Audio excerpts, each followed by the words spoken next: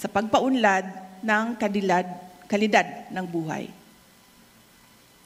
Bukas ang Magnegosyo Taday na alalayan ang mga grupo ng mga mangingisda, LGBT, mga babae, kabataan, senior citizens, PWD, mga driver ng tricycles at iba pa.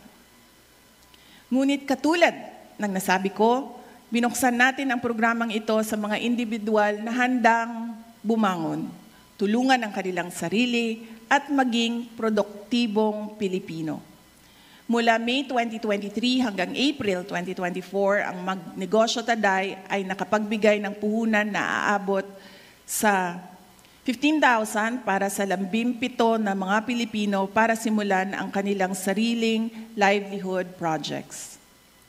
Kabilang sa mga individual project proposals na tanggap ng OVP ay ang sari-sari stores, salon at livestock growing.